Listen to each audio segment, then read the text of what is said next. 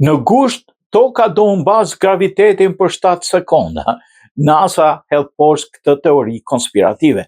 NASA i është përgjigjur zyrtarisht një teori që u bë virale në internet, e cila pretendon se toka do të mbas gravitetin e saj për 7 sekonda në vitin 2026, duke shkaktuar miliona vdekje. Sipas kësaj teorie, fenomeni do të ndodhë me 12 gusht. Agjencia hapësinore amerikane thuhet se ka zbatuar një program të supozuar të quajtur Projekt Anchor për t'u marrë me pasojat.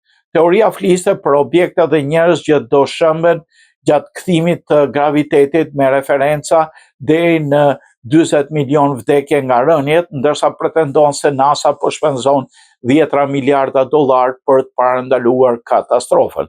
Një zëdhënës i NASA-s, duke folur për faqen e internetit të verifikimit të fakteve SNOPS, i mohoi kategorikisht pretendimet, duke sqaruar se toka nuk do mbas gravitetin e saj me 12 gusht ose ndonjë datë tjetër.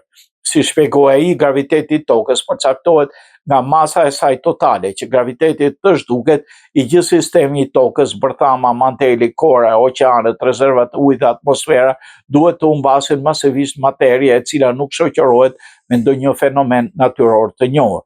Se çfarë do ndodh realisht me 12 gusht?